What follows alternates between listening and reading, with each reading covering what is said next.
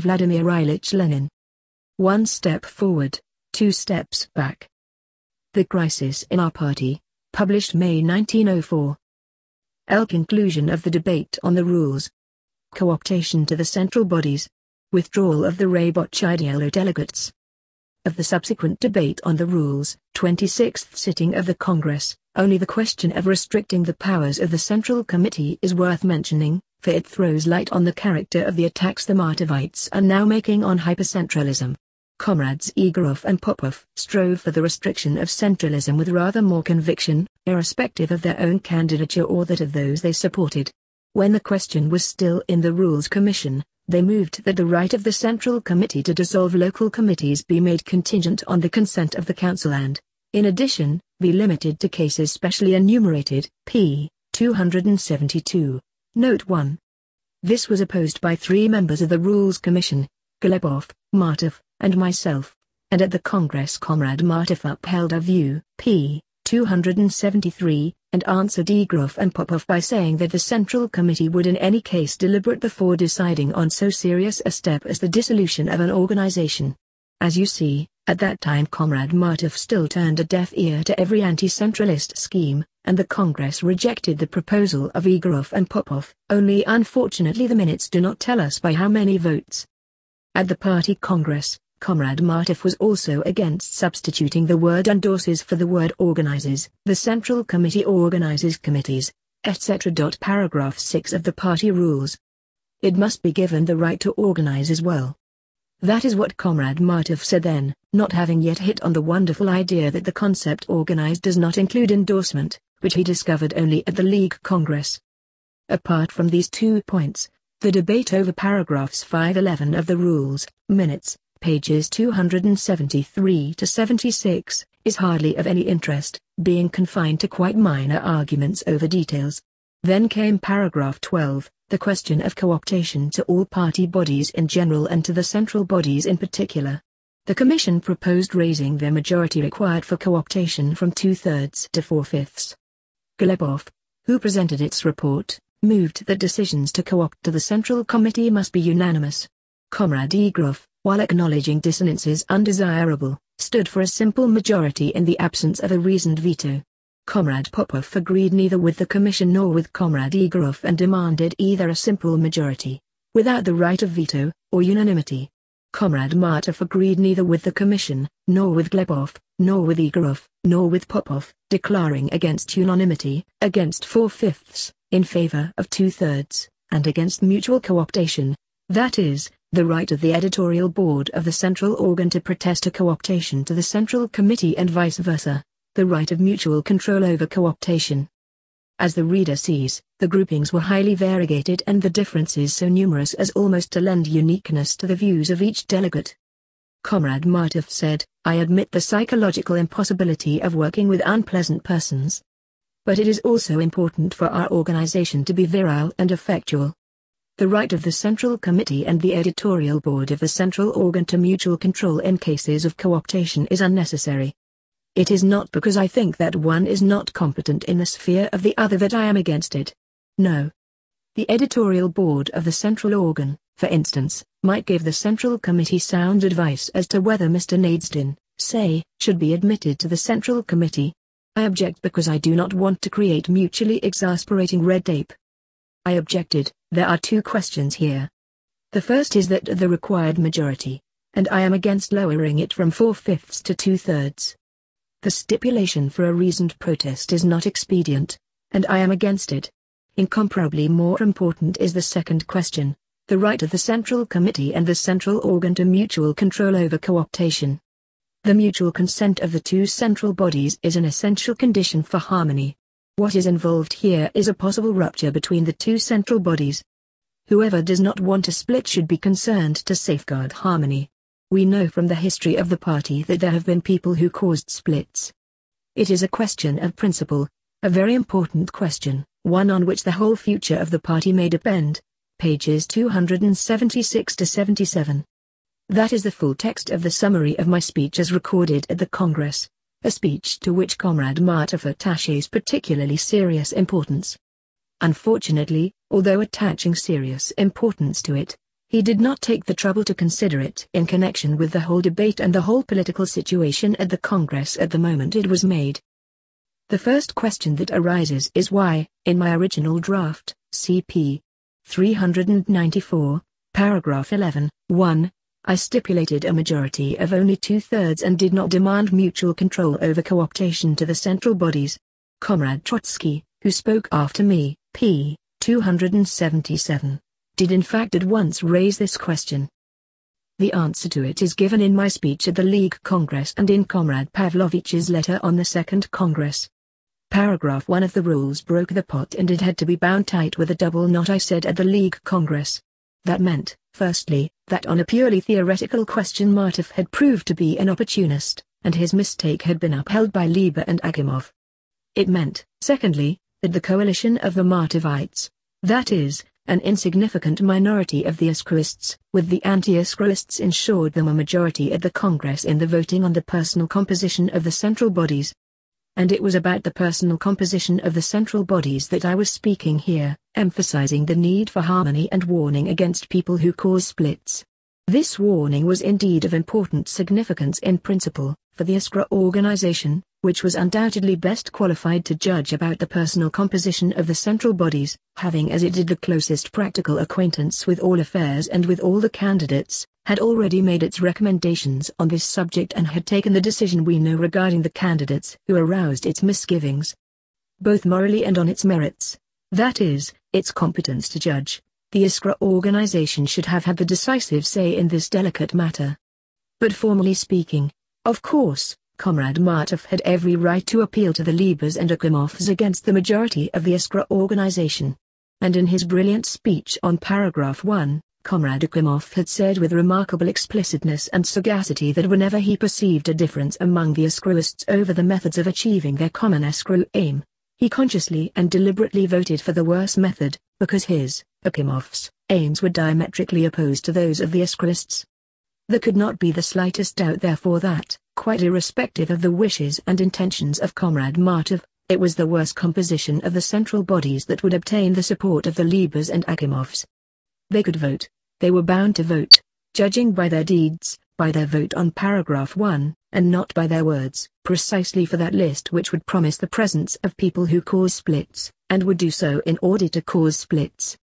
Is it surprising, in view of this situation, that I said that it was an important question of principle, harmony between the two central bodies, one on which the whole future of the party might depend? No social democrat at all acquainted with the Iskra ideas and plans and with the history of the movement, and at all earnest in sharing those ideas, could doubt for a moment that while formally it was quite right and proper for the dispute within the Iskra organization over the composition of the central bodies to be decided by the Liebers and Akimovs, this would ensure the worst possible results. It was imperative to fight to avert these worst possible results. How were we to fight them? We did not fight by hysterics and rows, of course, but by methods which were quite loyal and quite legitimate. Perceiving that we were in the minority, as on the question of paragraph 1, we appealed to the Congress to protect the rights of the minority. Greater strictness as regards the majority required for adoption of members, 4/5 instead of 2/3. The requirement of unanimity for co-optation, mutual control over co-optation to the central bodies, all this we began to advocate when we found ourselves in the minority on the question of the personal composition of the central bodies. This fact is constantly ignored by the Ivans and Peters who are so ready to give opinions on the Congress lightly, after a couple of chats with friends, without seriously studying all the minutes and all the testimony of the persons concerned. Yet anybody who cares to make a conscientious study of these minutes and this testimony will inevitably encounter the fact I have mentioned, namely, that the root of the dispute at that moment of the Congress was the personal composition of the central bodies, and that we strove for stricter conditions of control just because we were in the minority and wanted a double knot to bind tight the pot broken by Martov amid the jubilation and with the jubilant assistance of the Liebers and the Akimovs. If it were not so, Comrade Pavlovich says, speaking of this moment of the Congress, one would have to assume that in moving the point about unanimity in cases of co-optation, we were concerned for the interests of our adversaries, for to the side which predominates in any institution unanimity is unnecessary and even disadvantageous.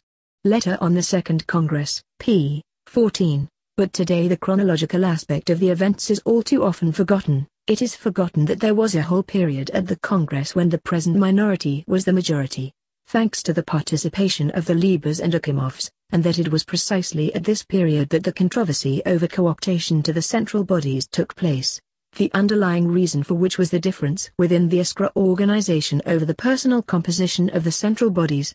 Whoever grasps this fact will understand the passion that marked our debates and will not be surprised by the seeming paradox that petty differences over details gave rise to really important issues of principle. Comrade Deutsch, speaking at this same sitting, p. 277, was in many respects right when he said, "This motion is undoubtedly designed for the given moment." Yes, indeed, it is only when we have understood the given moment, in all its complexity, that we can understand the true meaning of the controversy.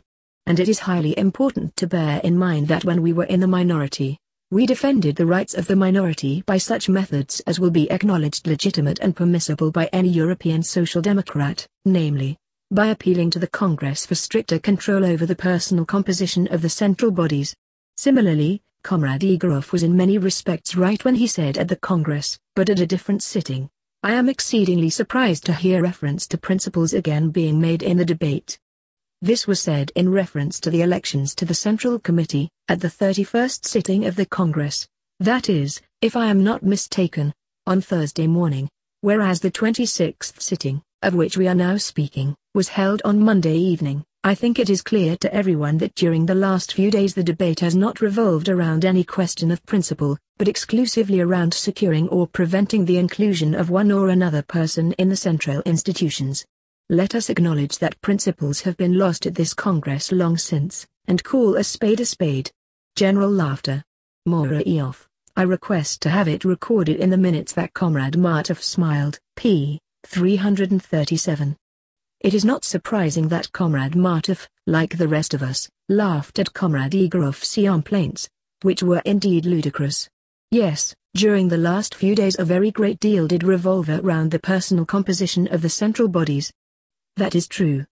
That was indeed clear to everyone at the Congress, and it is only now that the minority is trying to obscure this clear fact.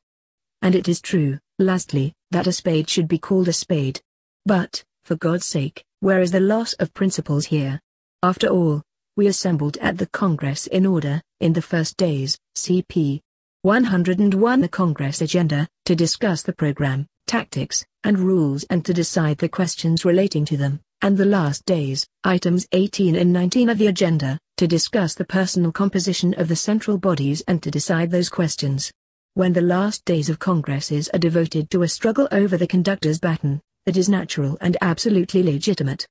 But when a fight over the conductor's baton is waged after Congresses, that is squabbling. If someone suffers defeat at the Congress over the personal composition of the central bodies, as Comrade Igorov did, it is simply ludicrous of him, after that, to speak of loss of principles.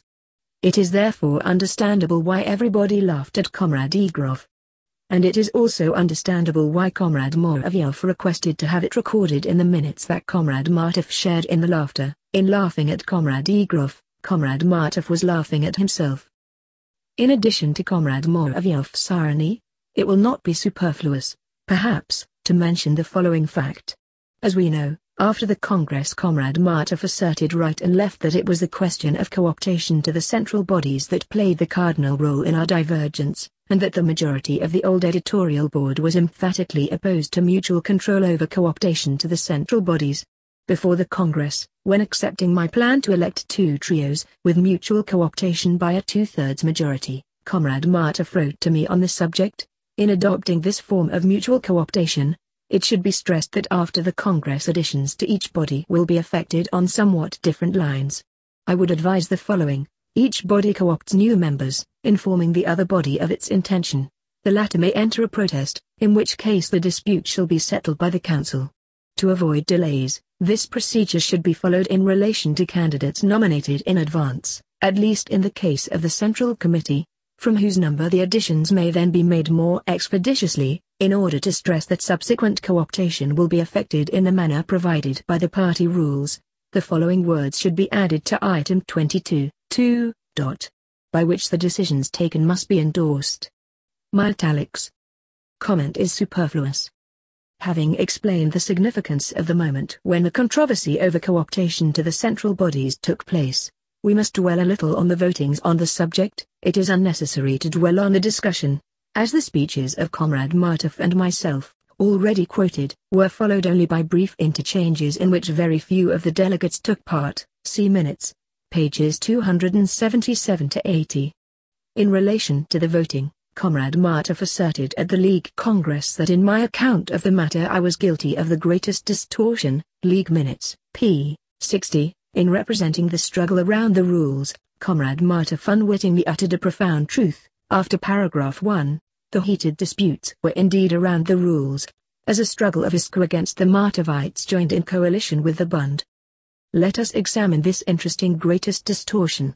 Comrade Martov added together the votings on the composition of the council and the votings on co-optation and listed 8 in all. 1. Election to the council of 2 members each from the central organ and the central committee, 27 for, M, 16 against, L, 7 abstentions. 3. Let me say parenthetically that the number of abstentions is shown in the minutes, p. 270, as 8, but that is a detail. 2. Election of the 5th council member by the Congress, 23 for, L, 18 against, M, 7 abstentions. 3. Replacement of lapsed council members by the council itself, 23 against, M, 16 for, L, 12 abstentions. 4. Unanimity for co-optation to the Central Committee, 25 for, L, 19 against, M, 7 abstentions. 5.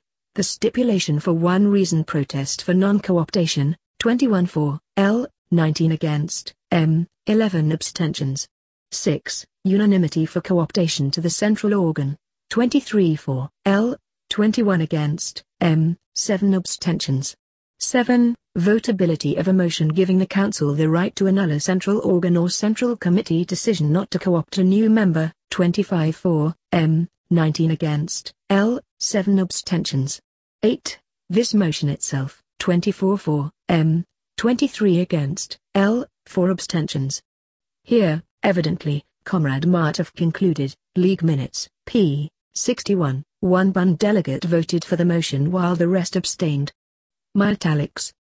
Why, may one ask, did Comrade Martov consider it evident that the Bundist had voted for him, Martov, when there were no roll call votes? Because he counted the number of votes cast, and when it had indicated that the Bund had taken part in the voting, he, Comrade Martov, did not doubt that it had been on his, Martov's, side. Where, then, is the greatest distortion on my part?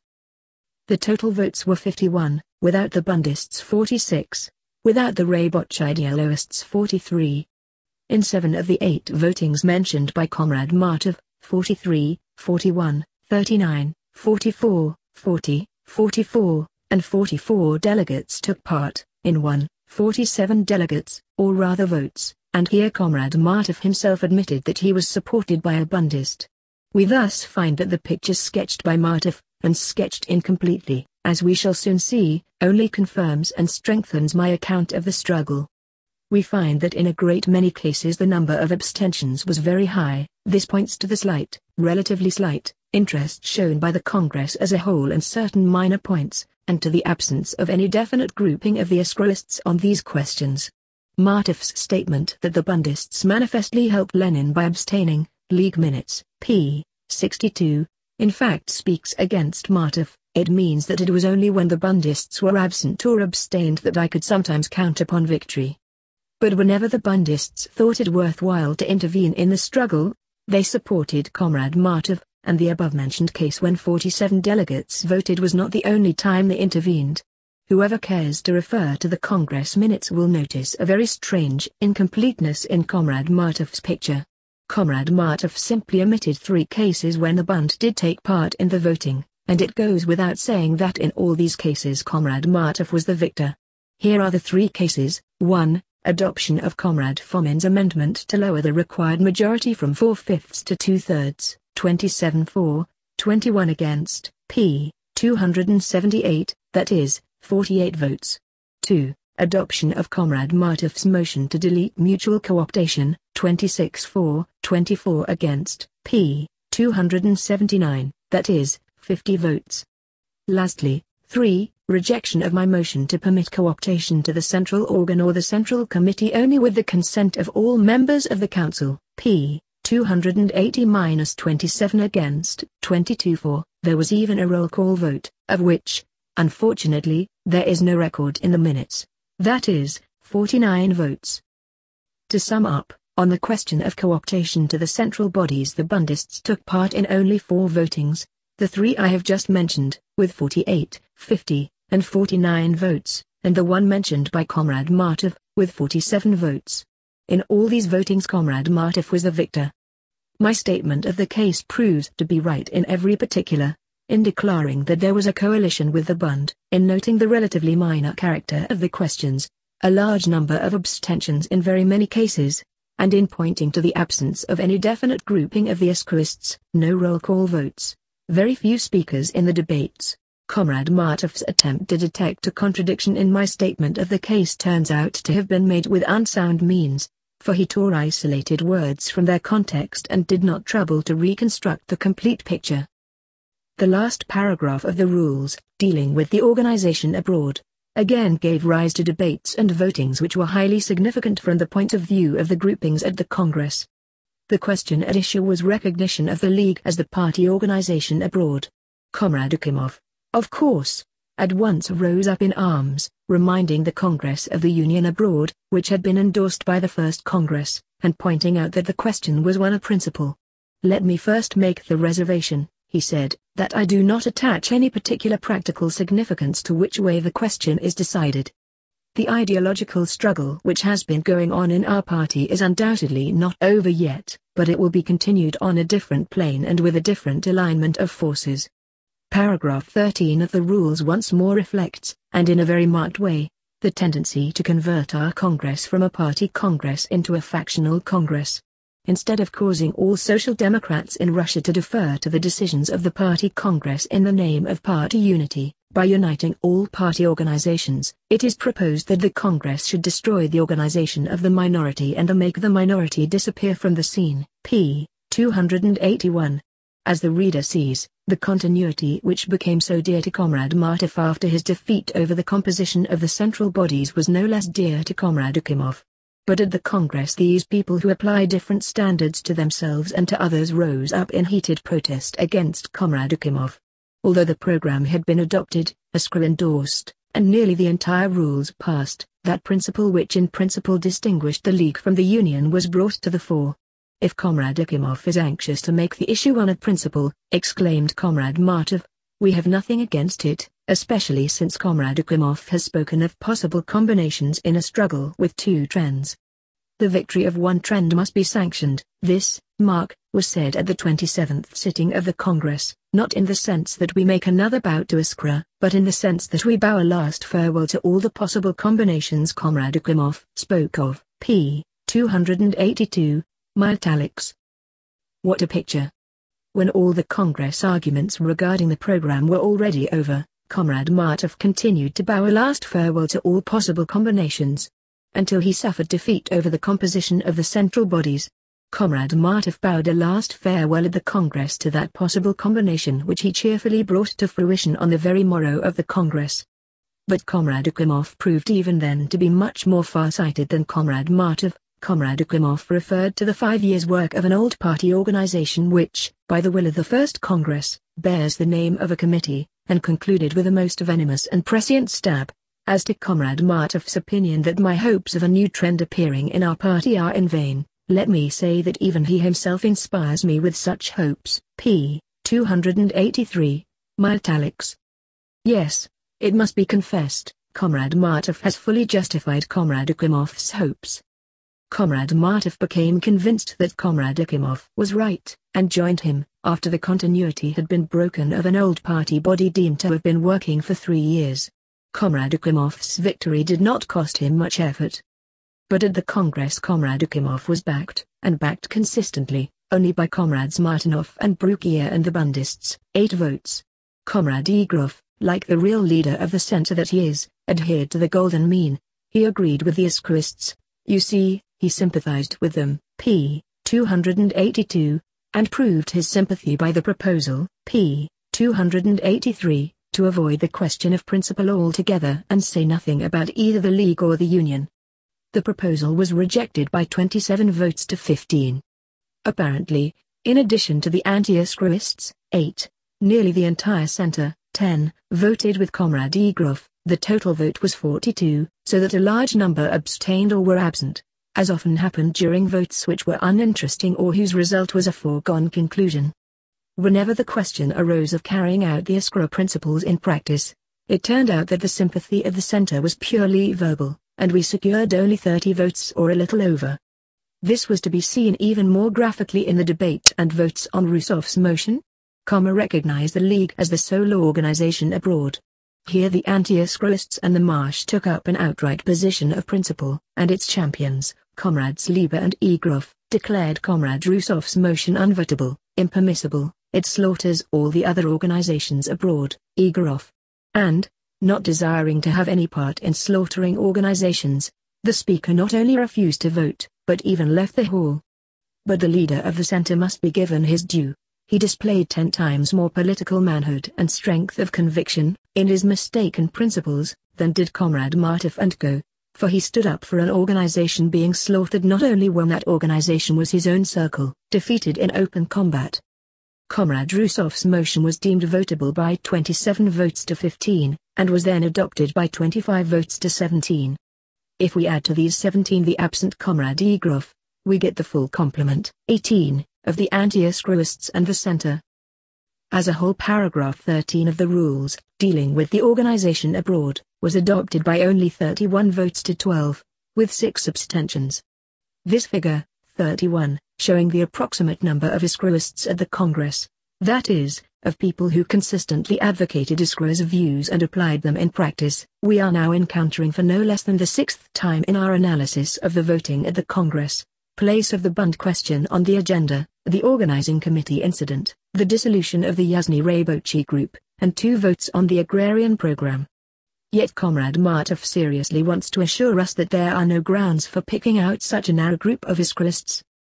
Nor can we omit to mention that the adoption of paragraph 13 of the rules evoked an extremely characteristic discussion in connection with a statement by Comrades Akimov and Martinov that they refused to take part in the voting, p. 288.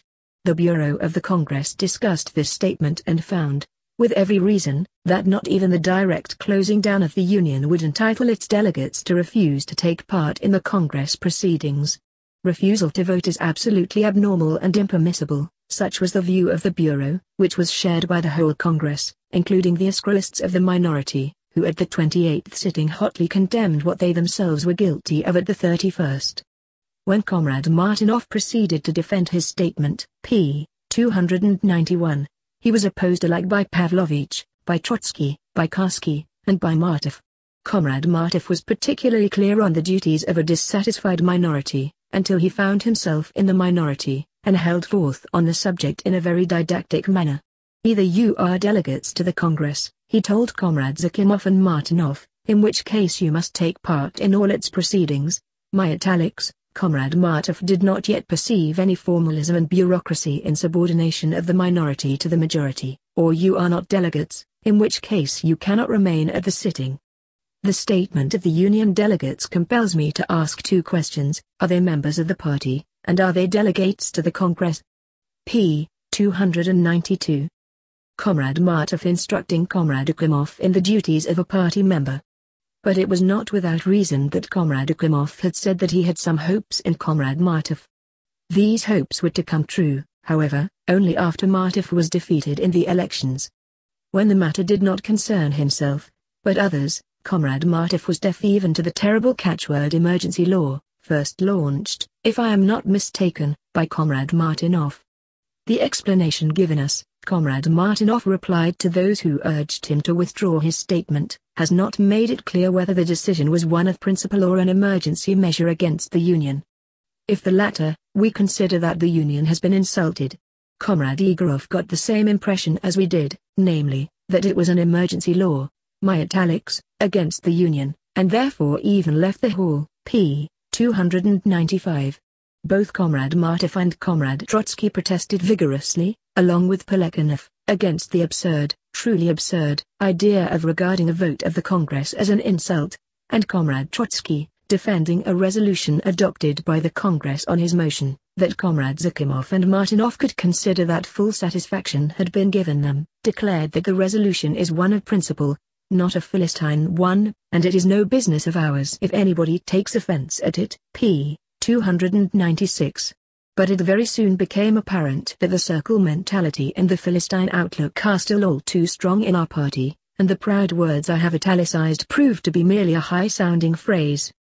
Comrades Zakimov and Martinov refused to withdraw their statement, and walked out of the Congress, amidst the delegates' general cry, absolutely unwarranted.